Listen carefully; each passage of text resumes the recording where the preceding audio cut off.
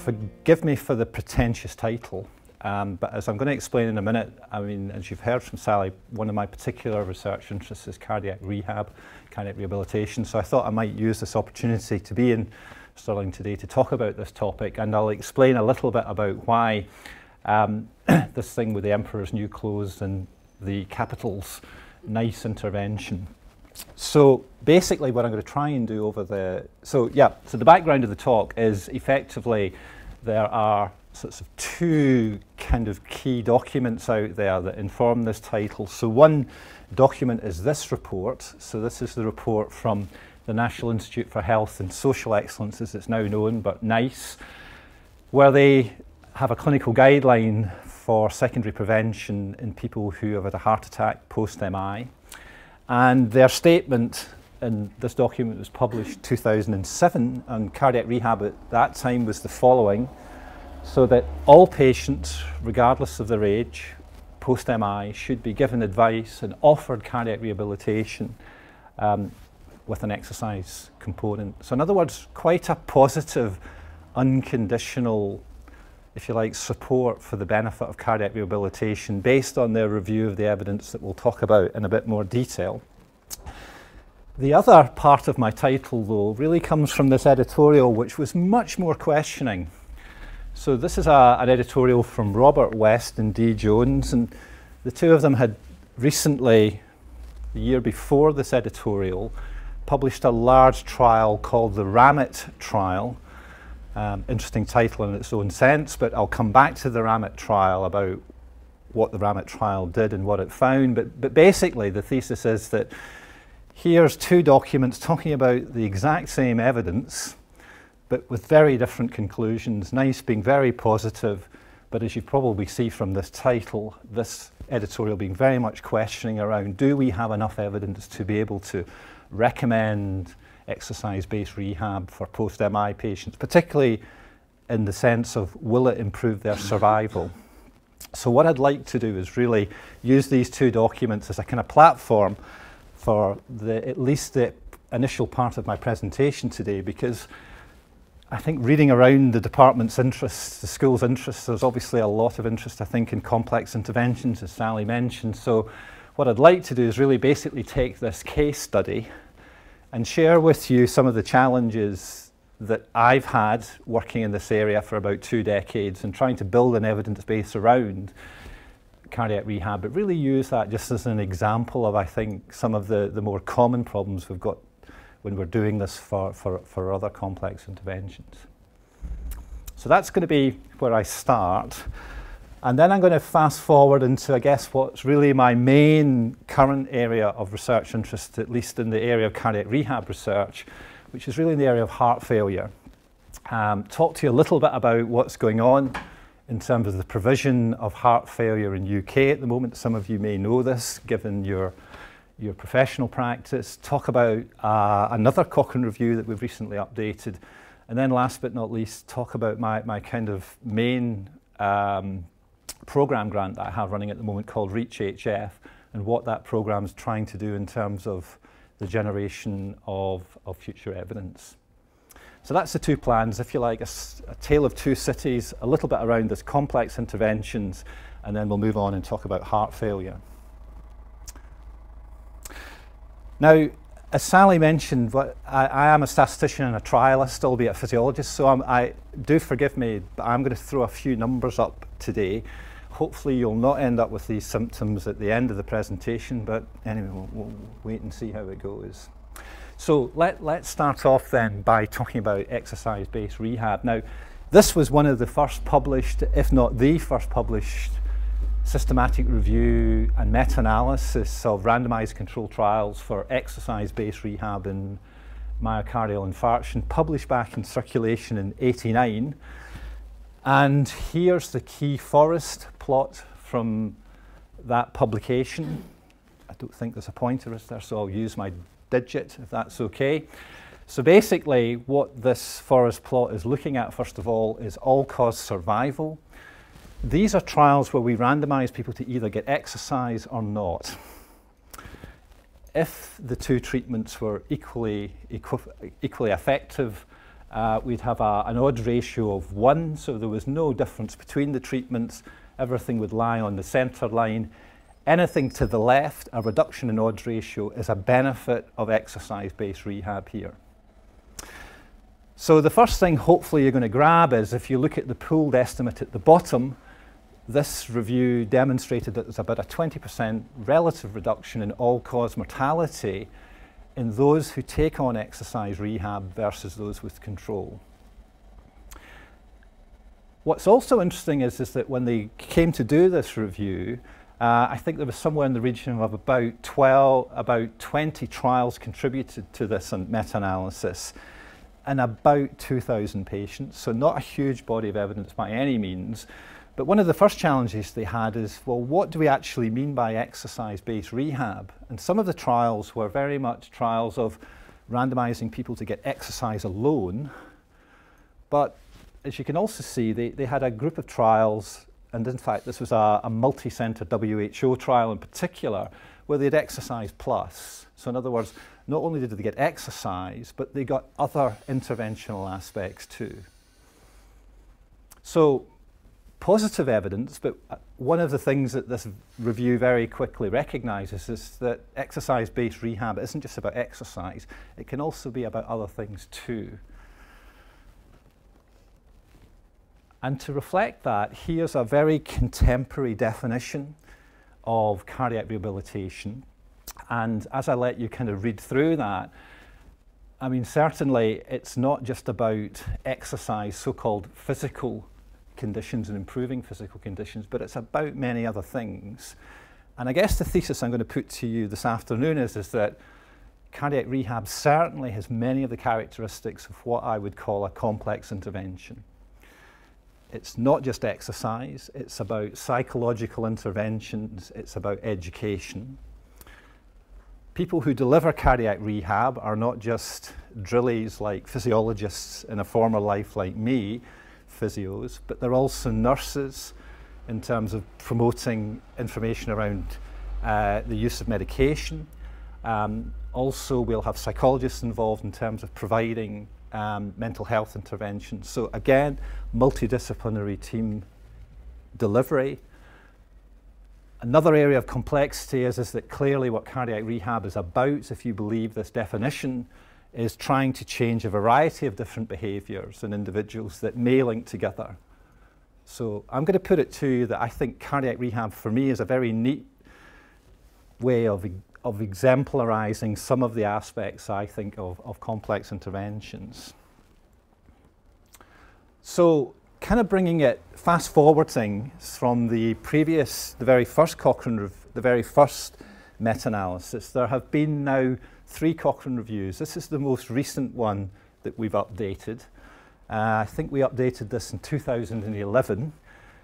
And basically this review now consists of a total of 33 randomized control trials and about 20,000 patients. So a lot of evidence has now come in over the last decade or so around this particular question. However, when we look at that evidence, and here's a kind of forest plot where I've summarized out the main clinical events, what do we find from that evidence? Are we seeing much the same picture we saw before? Well, interestingly, when we look at all-cause mortality, again, this is on a relative risk scale, but effectively the same as odds ratios, you can see that there is a reduction in all-cause survival, although the upper confidence interval is now getting very close to 1, but certainly the point estimate is still about a 20% relative risk reduction. Most of that improvement in survival, not surprisingly, comes from cardiac mortality. That's the main reason that these people are dying less. Interestingly, though, if you look at non-fatal events, whilst there's evidence, again, of benefit, in this case, the 95% confidence intervals cross 1. In other words, we don't have formal statistical evidence that these are significant reductions, if you like. So looks as though at least the up-to-date evidence seems to continue to support the earlier meta-analysis, although we now have a bigger body of evidence. But the challenge, I think, with this body of evidence is now the tremendous heterogeneity that we've got within this evidence. And the next couple of slides try to capture that. So here's a summary of the trials that contribute to the meta-analysis. The first kind of observation is that how many of those trials are just about exercise? We'll answer only 19 out of the total, only about 40% of them. So we've still got this complexity in terms of other interventions here. Look at the range of publication dates. Some of these trials are now over 3 decades old.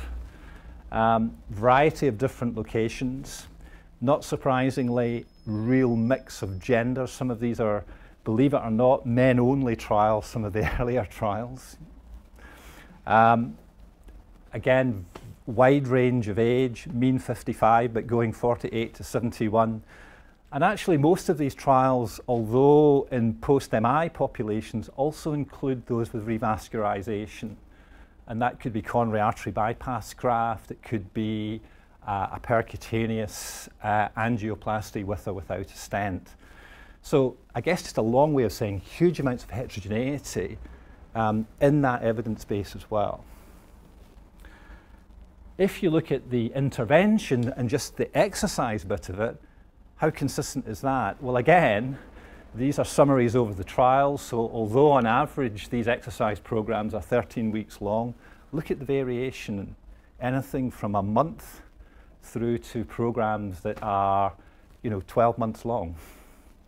And again, you run your eye down, huge variations in terms of the dose of exercise being applied at the trial level within these various studies. So again, a sort of classic example when we do systematic reviews and complex interventions. We've got a complex intervention in terms of multi-component and how it's delivered, but also huge amounts of heterogeneity, therefore, in the evidence that we then identify typically and then have to try and synthesize. So how might we deal with some of those challenges? Well, clearly, as a statistician, one of the ways I'll try and handle that is to sort of say, well, can we stratify that evidence? Can we try and separate it out? So I guess the first question you might have is that does it make any difference whether I give an exercise prescription to a patient only, or also give them an exercise prescription, but also things like psychological management and education, so-called comprehensive rehabilitation, exercise plus. And basically, as you can see here, one of the problems we've got with doing these stratified analyses is that we've got more events from the trials from the exercise only, so the confidence interval is more precise. But the important point to note is that whether you get exercise only or comprehensive, both confidence intervals overlap, they strongly overlap, so do we have any evidence that one is better than the other? Of course, the answer is no. So it looks as though much the same. Does it matter how much exercise we give somebody? So we had a very simple way of trying to derive that, a so-called dose metric. You might say, well, what does this mean?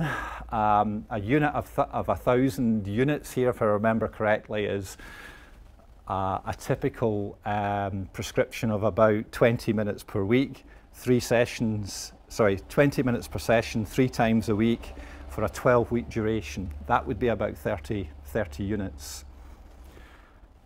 Does it matter whether people do more or less? Well, actually, again, one of the problems we've got is there are very few trials that have more than 1,000 units, so hence very imprecise, but again, huge level of overlap. And if anything, you might expect the mortality benefit to be greater here than here.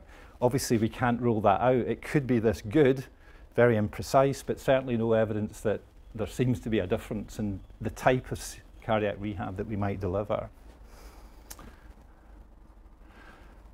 Another way to kind of try and handle that is we've done Cochrane reviews looking at the other components of rehabilitation. So I mentioned to you that comprehensive is also about education and it's also about psychological interventions. So these are 2 reviews, one done by James Brown, one of our cardiac fellows, and Ben Wally, another fellow, where we basically looked at specifically cardiac rehabilitation interventions with a primary intention that was educational and a primary intention that were psychological. So in other words, they could include other components, but their primary intent was as stated here. And again, we've looked at all-cause mortality. And again, what you can see is that in this case, again, there seems to be evidence of benefit. So it looks as though these components have got effects independent of any other aspect, such as exercise.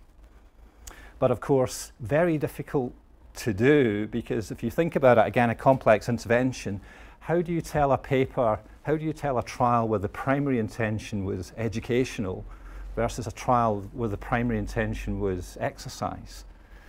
Well, you might be able to pull that out of the description of the intervention, but for those of you who know, when we read trials, typically the amount of information on the intervention in the text, how sure can we be about that differentiation? And I'd put it to you, it's very artificial.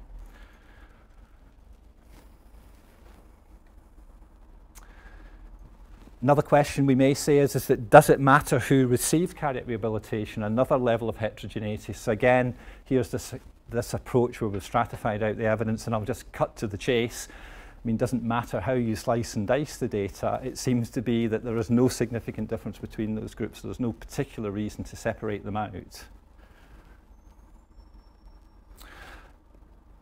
While we were doing this review, one of the big policy issues was around not only what is the intervention, who receives it, but the setting in which it might be conducted. And some of you may be aware of this thing called the Heart Manual. The Heart Manual was developed in Edinburgh by a psychologist, Bob Lewin, and his team. And certainly from an English perspective, many primary care trusts, as they were then, were implementing their rehabilitation effectively using a self-directed heart manual. So in other words, this is something we can give patients. They don't need to come into the hospital, and they could have a nurse facilitator contacting the patient 2 to 3 times over the phone and just checking that they're progressing. And obviously for policymakers that's very attractive, because you don't have to drag them into the hospital, so that might suit patients more, but also clearly it may have a potential cost saving. We don't have to necessarily employ these people within a hospital setting. So what information do we have on this? Well, what we decided to do at that time was to do a randomized controlled trial, and this is going back now to the southwest. So this is a trial, the CHARMS trial, that we undertook actually in Truro, where we randomized people to basically get exercise rehabilitation, but get it in 2 different ways. So one, you could either have hospital-based rehabilitation, if you like, the traditional model, and most of the trials I showed you earlier were hospital-based, or you could have your cardiac rehab delivered to you by the Heart Manual, and you could be randomized to home-based. You may notice that what's interesting in this trial design is that we also put what's called a patient preference arm. This is a comprehensive cohort design.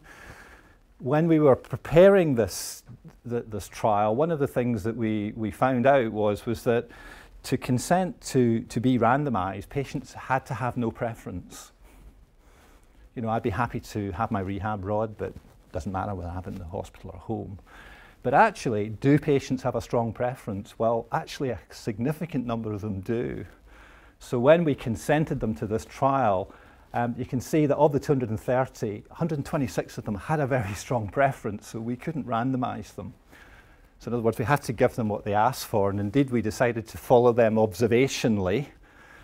But cutting to the chase, although very small numbers, okay, health warning around the stats here, doesn't matter whether they're in the randomized arm or the observational arm, both groups appeared to benefit equivalently. And indeed, what we were able to do was to then bring this trial together with other trials and bring them together in this meta-analysis. So there are another 10 randomized control trials looking at this head-to-head comparison. Here's just an example of the mortality outcome. So again, these are the various trials. The trial I just mentioned to you, the CHARMS trial, is the Dalal trial. But is there any difference in terms of the mortality benefit one gets, whether one does this in a home-based setting or a hospital setting? Well, again, we've got to be cautious. The number of events here is very small, a total of 31 events out of 1,000 patients-ish. But doesn't appear to be any evidence of the difference. And of course, we were able to look at a whole raft of other outcomes. If you're in the cheap seats at the back, you may be struggling a bit, but basically just to suffice that there's no difference in terms of any of the outcomes we looked at: exercise capacity, blood pressure, cholesterol, high density lipoprotein, or smoking, or indeed mortality, as we've just seen. So does the setting for cardiac rehab matter? Doesn't seem to. But again, it's another aspect in terms of that complexity. Now, as I said to you, one of the things about pairs, and pairs are often led by pounds, aren't they, is, well, what was home actually cheaper? And you might think it was, because to actually buy the heart manual's about £20 a pop per patient. So you might sort of go into this thinking, well, a kind of key driver here is that, well, if the manual's just as good, it's cheaper, that would be the option you'd want to go for. So we wanted to look at the health economics around this issue too. But remember that heart manual isn't just about giving them the manual. It needs some degree of individualized telephone follow-up. So this basically, what we wanted to do was to say, well, is there actually any difference between costs and outcomes? And actually, interestingly, the answer is no. So when you look at the total costs, and these are per patient, if anything, home's slightly more expensive, so about £3,279 per patient, whereas that cost for the hospital-based patient was only £3,200. No significant difference between the two. Obviously, again, we've got to be very cautious. The numbers are small, and again, we collected quality adjusted life years here, and not surprisingly, given the other outcomes were the same, we didn't find any difference. So our conclusion was here, although we didn't formally design this as an equivalence trial, we've got no evidence to believe that there is indeed a cost difference between these two settings either. So I think this notion for PCTs that, you know, home-based rehab is just a cheap option, well, actually it's not. But importantly, it's no more expensive, but also it's as effective as what we do in a hospital setting. Qualitative research is certainly not my area of expertise, but I'm fortunate enough to have in our research team individuals where it is. So Jenny Wingham's one of our researchers, very strong in this area. So while we were doing this research, one of the things we did was Jenny ran a study asking patients about what did they think about the setting in cardiac rehab. And a little bit like the comprehensive cohort design we saw earlier is that for patients, setting is very, very, very important. So, you know, if a guy like myself, age 55, very high point in my life for having a post-MI event, if I was going to have my rehab, would I want to go into a hospital setting? Probably not. Given my type A personality, I'd like to get straight back to work. So having my heart manual so I can be cycling under my desk, yeah, I know I'm a bit sad, would be a perfect option for me. So just a long way of saying that if we've got evidence of equivalent costs and benefits, I think there's an interesting dilemma for the health service here that do we provide both options to patients and allow them to choose from preference? Certainly that was our recommendation in this research, and indeed in the Southwest, that's very much the model that we do run. Of course, that assumes that you can provide that infrastructure. So far so good. It appears that cardiac rehab works if you believe the evidence I've given you, and it works in terms of reductions in mortality. And those are largely driven through cardiac mortality, and it appears to be that those effects are broadly equivalent across different patients and in different settings, and whether one talks about exercise only or comprehensive. But let's go back to my title. And as I said to you, there is certainly a camp of individuals out there who are much less positive about cardiac rehabilitation than others. And here's Robert West again. So he was one of the authors, if you remember, of that original editorial I showed you. And this is the trial that I mentioned, the so-called RAMIT trial. Now, the RAMIT trial is very important for us because systematic reviews, of course, look at international literature. And while some of those trials come from UK, this was the largest randomized controlled trial of UK practice that had been commissioned. It's an interesting story we'll come back to. It was actually commissioned in the late 70s, early 80s, but took 20 years to be published from the point of commissioning, and we'll come back to that. But the whole reason that this trial has caused, let's say, some debate is this following Kaplan-Meier curve. So this is basically, again, a trial where we're randomizing units to either get rehab or not rehab, and this is comprehensive rehab with exercise. But if you look at all-cause mortality, you can see that over the 7 to 9 years, I mean, there's absolutely no difference between the green and the red, is there? Tiny bit of difference in the center there, but when you look at the pooled relative risk over the full duration of the Kaplan-Meier, 2,000 patients roughly randomized here, so this is a big buggery trial. But no difference in all-cause mortality. So you might be sitting there saying, well, what does that do, Rod, if you add this trial into the previous systematic review that you did? And here's the answer.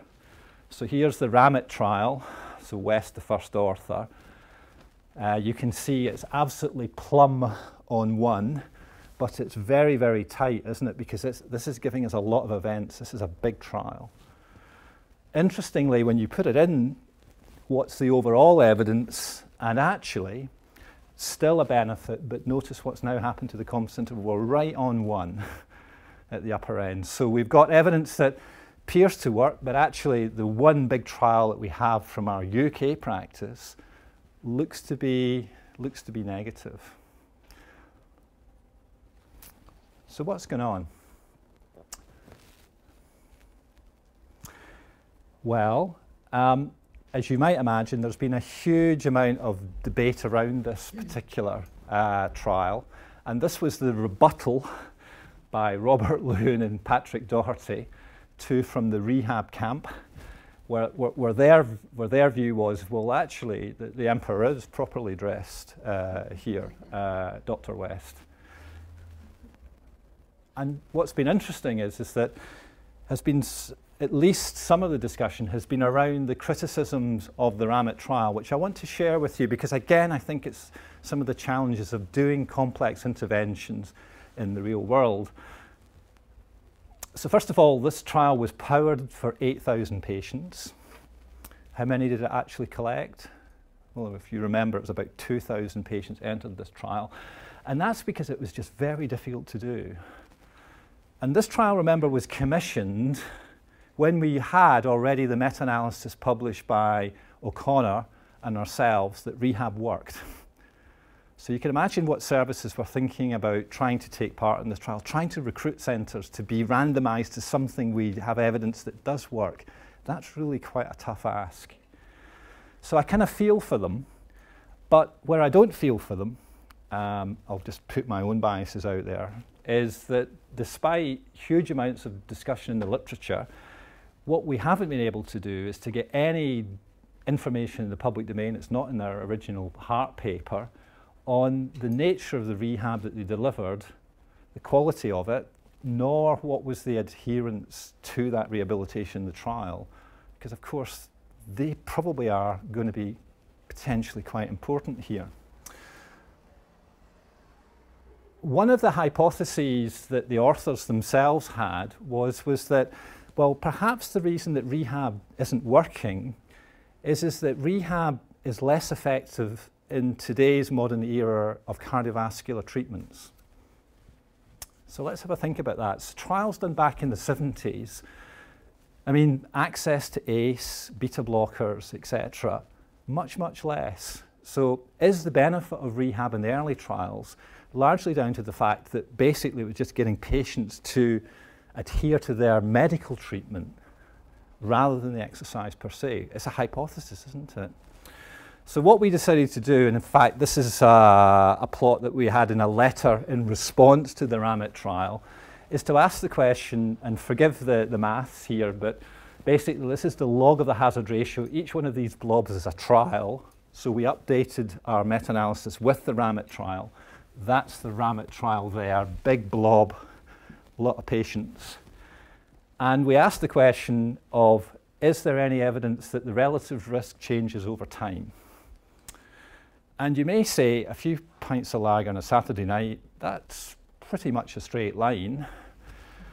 And indeed, the slope is quite shallow, 0.08, not statistically significant. But the point is that it is actually a slope. And actually, if you exponentiate that, it's about a reduction in the benefit of rehab of about 8% for every 10 years of publication. And if you think that rehab's been around now for about 3 decades, we could be losing 20% relative risk reduction with this effect. So is it possible that we're not getting a mortality benefit? Well, our kind of conclusion was, well, we certainly can't rule that out. So again, an interesting point of complexity, the same intervention, but over time maybe having different effects because of the context of care.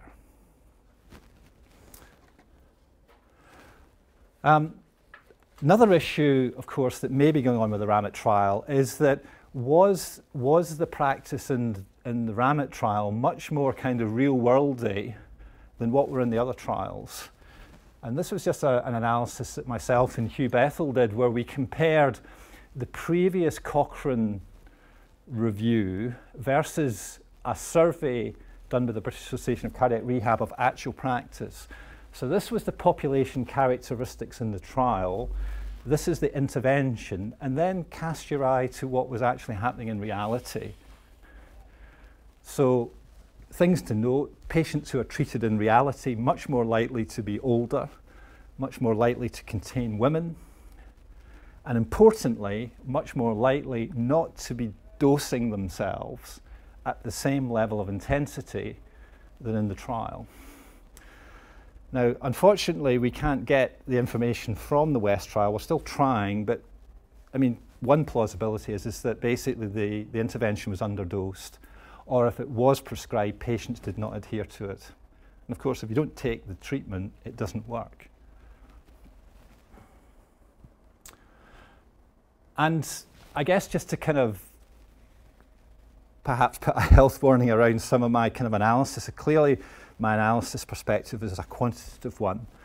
But for those of you who are out there who are more qualitative, this is obviously a lot about complex behaviours too. So just to say, there is a huge body of evidence. For instance, this is a meta-review of qualitative evidence looking at women in particular's perceptions around how they might want to adhere to cardiac rehab. So just because we're giving them something doesn't mean to say they're going to take it up.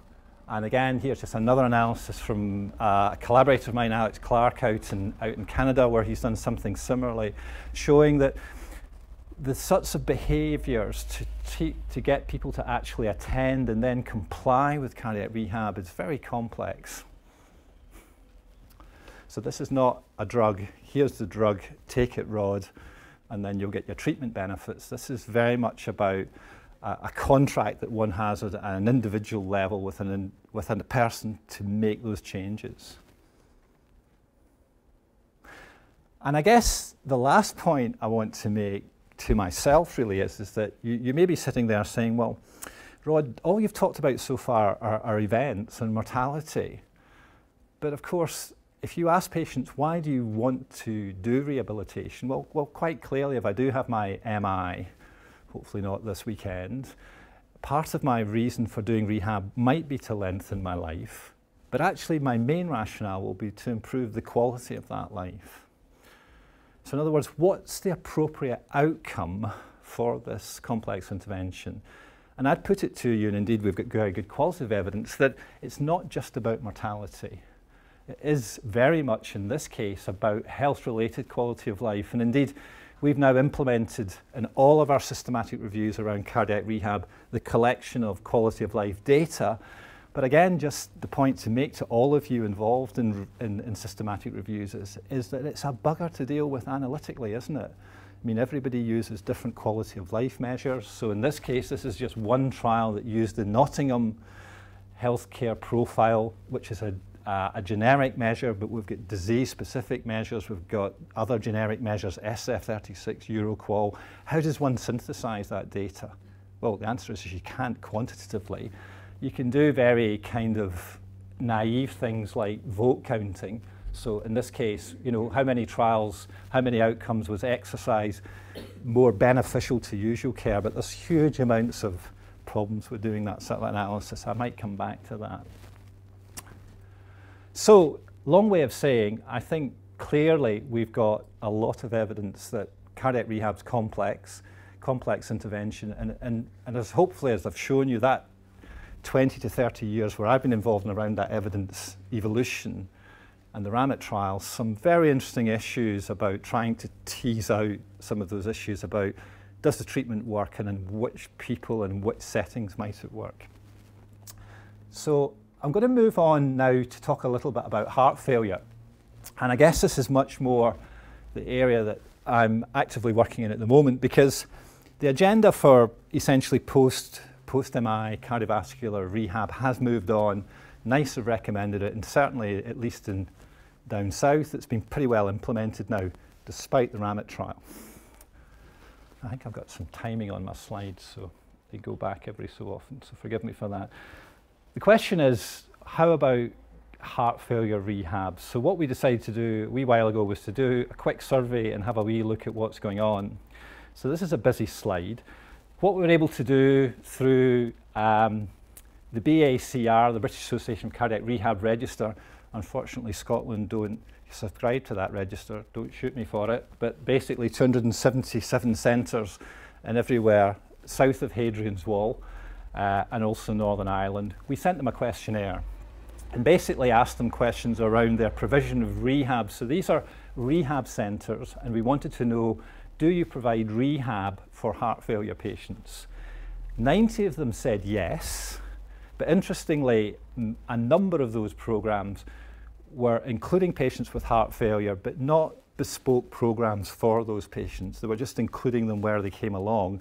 And if you think about it, the main reason for having heart failure is having a heart attack. And if you've already got a contract with your PCT for a heart attack, if they've had a heart attack and they've gone on to have heart failure, you can have them when they've got their heart failure too.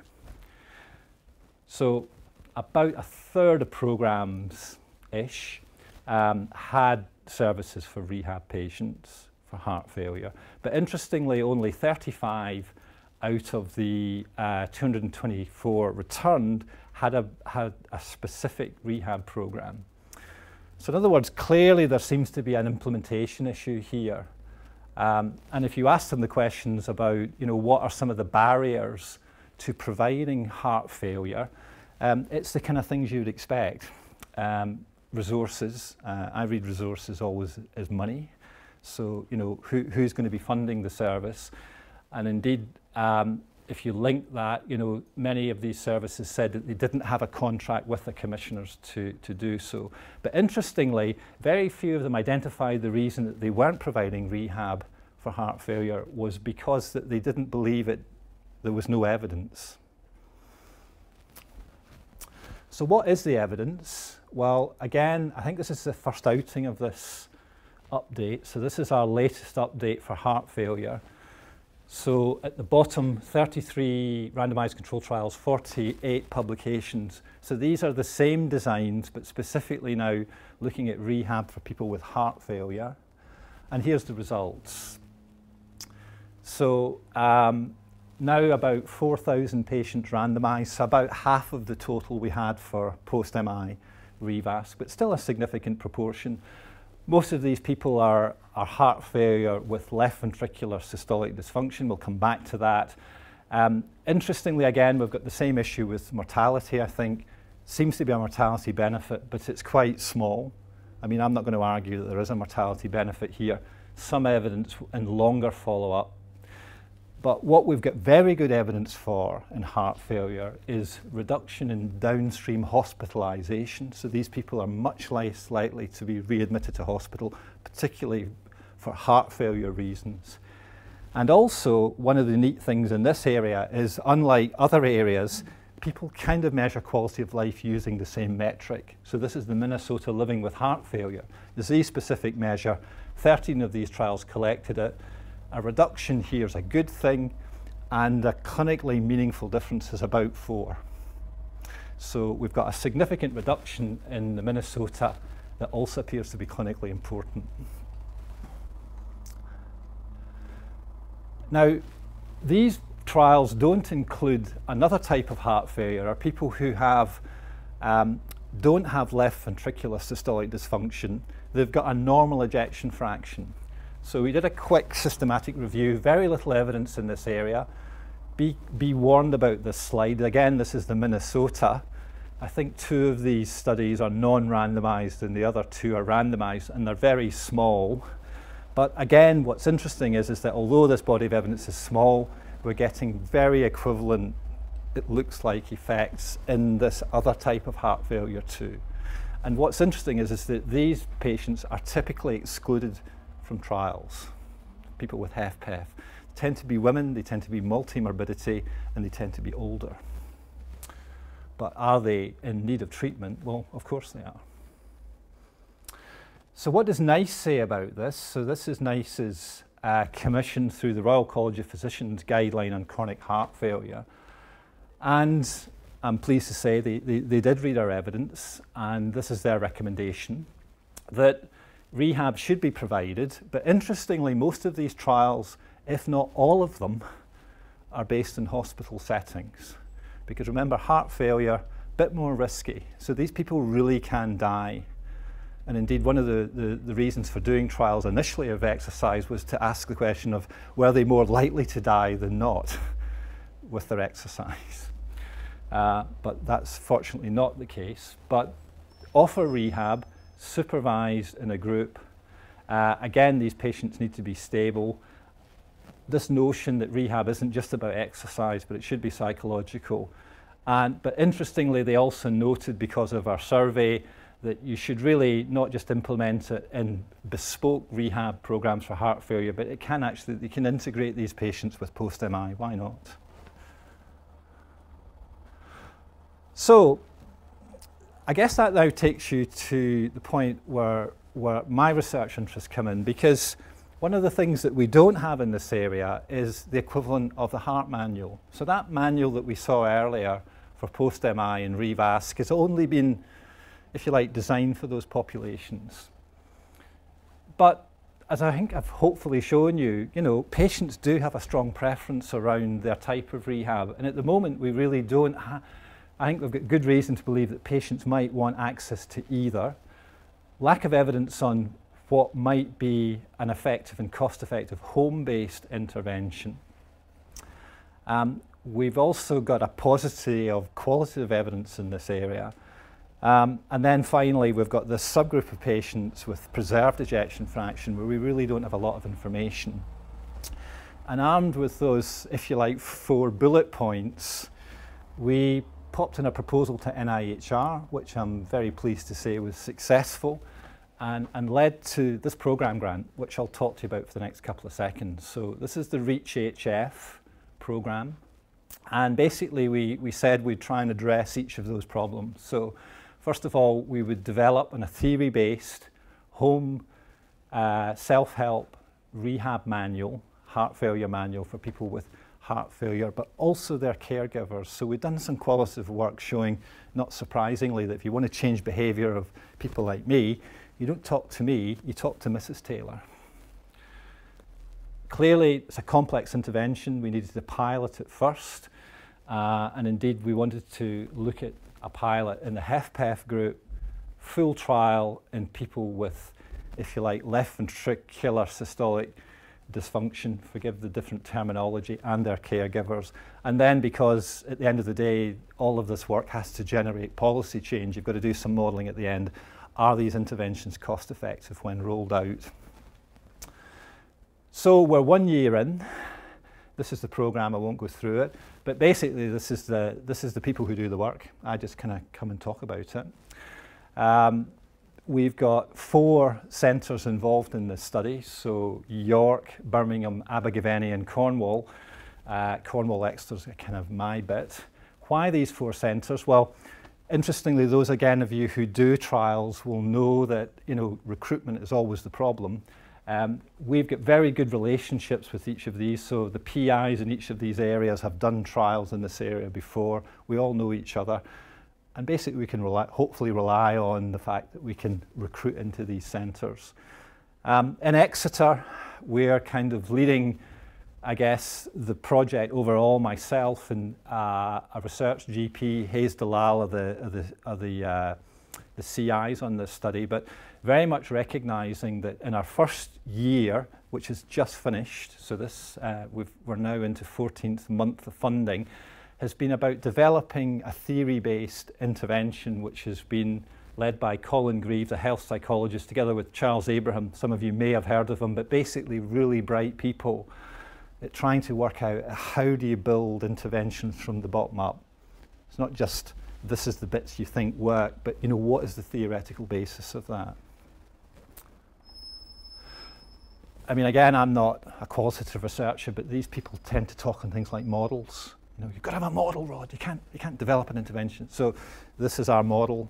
I'm sure you understand that better than I do. And I'm delighted to say that after about 12 months of funding, we now have our 2 manuals. And here they are. So we've got a manual for the patients, and we've got a manual for the caregivers.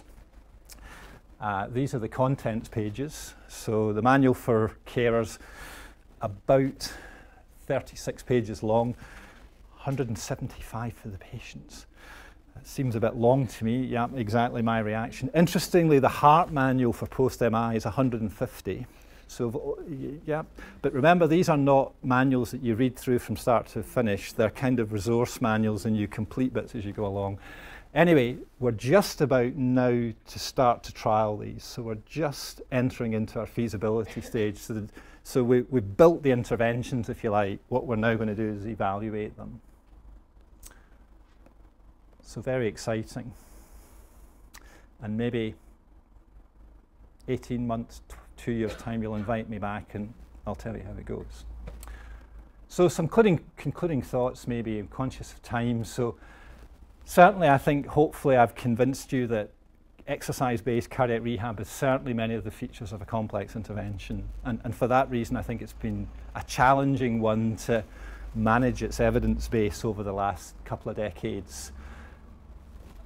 This is kind of like teaching my granny to suck eggs, so I'm kind of putting this up here with a high degree of hesitance because you know all this. But I think the important point is that when we're looking at systematic reviews or indeed designing trials for complex interventions, it's really important that we take into account that complexity.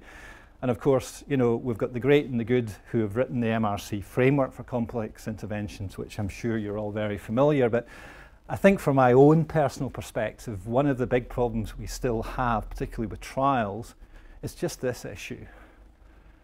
When I go to publish a trial, not only do I need to tell people about the detail of how I did the trial, but it's really important about the details of how the intervention was designed and how it was delivered. And again, I know you know all that, but things like, how were the staff trained, what was the fidelity of delivery and patient level compliance. Now, fortunately, we're getting into a day and age where we can provide a lot of that stuff on out there on the extra bits that you can click on when you're reading publications, but it's still a pressure, and many journals still don't let you have that space.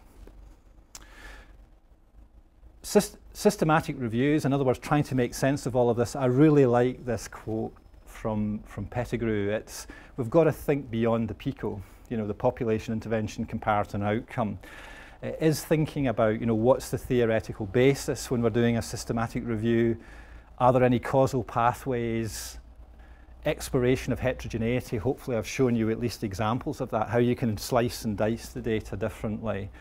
And also I think, bringing qualitative evidence into play when one's reviewing the quantitative evidence as well. Absolutely critical. And also, are we critically appraising our literature the same way we do complex interventions? I don't know the answer to that, but I'm kind of don't think it's just the classic RCT checklist kind of works here. It's a bit deeper than that. So really last couple of slides. So this is, I guess, just to give you a flavour for some of the other things that I'm up to at the moment, or our group are up to. So again, I think one of the opportunities for complex interventions is to do what are called individual participant data meta-analyses. I'm sure you've come across these, but not only do you get the data at the aggregate level, but you get all of the individual patient data from all of the trials. So we're trying that. It's my first one, and it's a bit of a baptism by fire, actually, trying to get the data off investigators, but so far so good.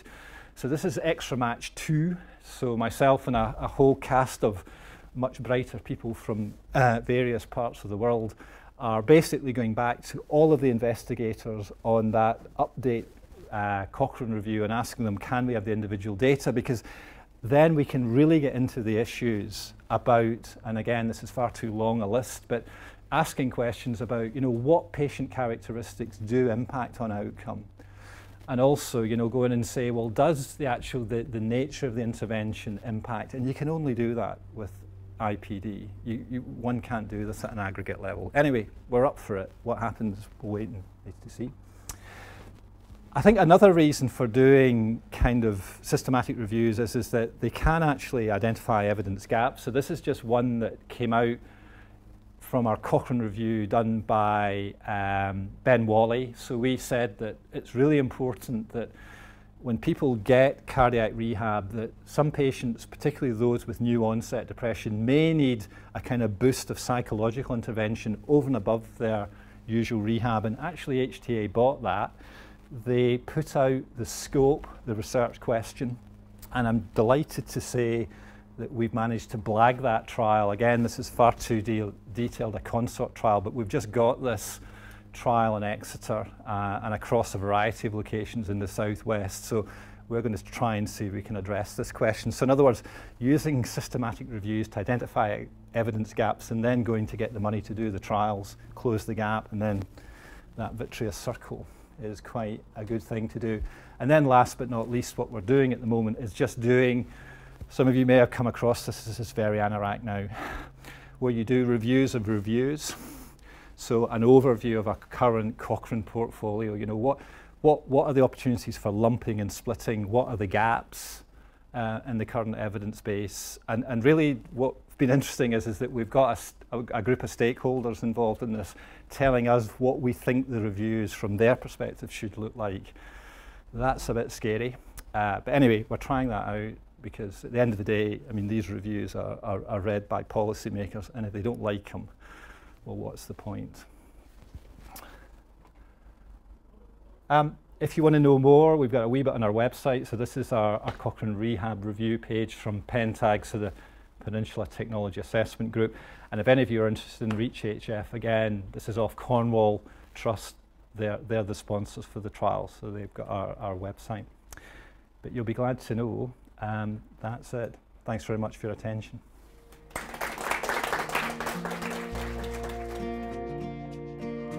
Mary Wells. Really enjoyed that. Given that you mentioned the issues of timing and preference, and you kind of alluded to the issue around clinician preference as well, which I think is particularly interesting, or at least clinician beliefs about an intervention. Are you anticipating that you're going to have any of those problems with the REACH trial? Because it sounds like you've got a kind of committed group of people who are interested in heart failure rehabilitation, and I think that's a real issue that, by the time you get funding, you get R&D permission, you get all these things up and running, you're usually working with a group of people who've got fairly keen views one way or the other. Yeah. And I just wondered whether that had been an issue and what you were doing about it. Yeah. No, very perceptive question. I mean, the long and the short is that we've had huge problems trying to get this trial off the ground locally. I mean, I don't know how it is in Scotland at the moment, but trying to negotiate excess treatment costs. In other words, getting the NH, so you get your research grant and you think that's it, I can now just get on with the work. Of course, that's the beginning of your troubles. What you've got to do in England is you've then got to agree with the NHS that they're going to provide the intervention and pick up the costs, and it's called excess treatment costs. So we've had huge problems doing that. And in fact, basically it's taken me 6 months as of yesterday for these 4 centres where we've got very committed individuals, key opinion cardiologists who believe it and can present that case to their CCGs, have we been able to get the excess treatment costs agreed? So I mean, the short answer to your question is distinctly yes. Where I guess I have a bit more hope is that I think one of my general worries when I'm doing trials is the whole issue around external validity, therefore generalizability. So you're right. So we have got very much enthusiasts in these 4 centres. So are our results going to be generalizable? I think they will be. Part of that is that, I mean, at the end of the day, certainly the social demographics of these different areas, particularly Birmingham. I mean, I was in Birmingham before I went to Exeter, and you know, we've got very much an Afro-Caribbean population there, and indeed we've had to translate some of our materials so that they can be delivered there. Again, I think part of the challenge of this trial is also in terms of patients. I do worry a little bit about this trial because a comparator is usual care, and usual care is effectively nothing. But you'll have said, well, look, Rod, you just showed me a whole array of evidence showing that if I get centre-based rehab, it's good for me. So am I going to be able to recruit to this trial from patients' perspective? Again, it kind of keeps me awake at night. The one thing I kind of go back to, though, is that we do know from our survey that actually the provision of rehab is still very poor on the ground. So for these patients, if we offer them entry to the trial, it may be their only opportunity to get at rehab. But you know, if there is a very good centre-based programme locally, we're going to be whistling in the wind, I think. So not a terribly positive answer, but I think what you say is absolutely right. Is doing some of these trials in the real messy world is really quite difficult, and that balance between getting enthusiasts on board who can help you actually do the research versus then being able to generalise that model out when you've got your results is a real interesting tension. I'm really pleased to see that you've designed a caregiver resource, and I wondered, in addition to the resource, what type of variables are you measuring with caregivers? Yeah, no, great question. So again, we've had a huge discussion around the caregiver. So essentially let's be honest, my very naive premise was that, well, carers were important because it would help to improve the outcomes of the patient. But of course, as those more knowledgeable in our research group tell me, well, what about the outcomes of the caregivers per se? So as well as recruiting caregivers, we are actually going to track their outcomes. And this is where I'd want to normally say, Jenny, please tell me what the outcomes are.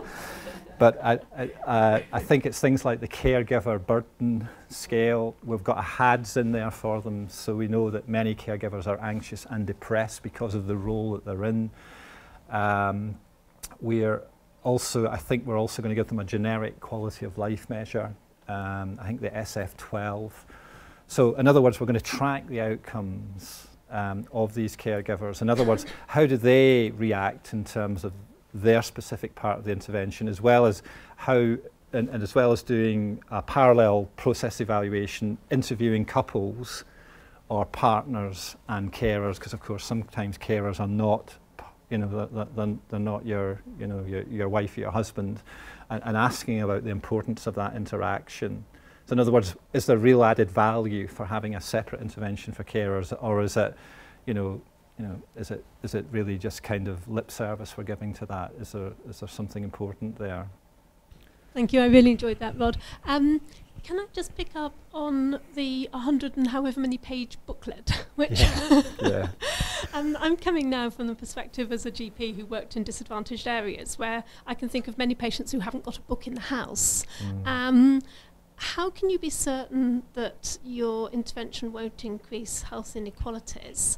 And I suppose that I'm also thinking about some of the work that we've done looking at group interventions. And one of the things with group interventions is that they tend to attract your most confident, resource-rich individuals, and your more disadvantaged, depressed, anxious people will tend to perhaps go once and then drop out or not go at all. I wondered if you thought about that at all. You can probably see from my reaction, not terribly, but I do sense it's incredibly important, so I probably ought to be asking you for some tips on this one, and we will do that over lunch, please, genuinely. I guess the one thing that we are doing is, in the feasibility part, is trying to look at that question directly. So at the moment, our recruitment criteria is consecutive patients, so these are patients who are either identified through general practice, through effectively prevalent heart failure cases, or incident heart failure cases that are identified in cardiology. And we are really trying to encourage consecutive patients to be offered entry to the trial. So I guess we'll be able to at least look at that issue of, from the point of offer to the point of acceptance, what is the delta? And how much of that inequality is going on there. But I do really worry about that. Clearly, in terms of the previous trial, I showed you the CHARMS trial, the heart manual trial, which we replicated in Birmingham. Actually, we found that to be less of an issue, because certainly for some groups, going to hospital was really limited their access, but of course the comparator there was hospital, and we were offering them a home-based. So in other words, we were able to actually engage more people. But again, problem with the comparator here, we don't have an active comparator, so we may be doing the opposite inadvertently, as you say. So I think the caregivers might be important, because certainly in terms of accessing groups, quite often if you can go with somebody, it makes a huge difference. It's that walking into a strange place where you don't know what's going to happen. Is, from the qualitative work we've done on groups, is just absolutely key. And we've just completed an HTA review of systematic review of obesity in men. And that's fascinating, because actually far fewer men engage in obesity management than women, but the men who do engage do far better. Interesting. Yeah. And the FIT trial, which I suppose you know about them, the men-only interventions with the Football Premier League, was extraordinarily successful. So if you get them, and that's about getting the place right, which is referred to, and the meaning right, and then that makes all the difference. Perhaps I could have one, or two even. I was fascinated by your individual analysis level of data. Because I think in terms of looking at the interaction between personal characteristics and intervention type, that's potentially an opportunity really to explore some of these issues, what kinds of interventions work for what kinds of people.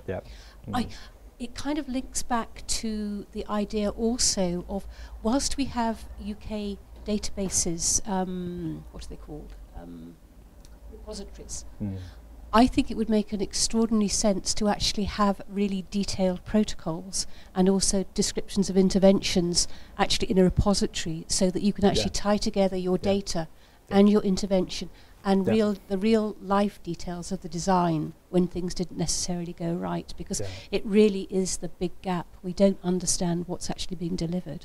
And if we had that level of detail, probably presented in a systematic way, that would allow us to actually develop kinds of metrics around intervention design.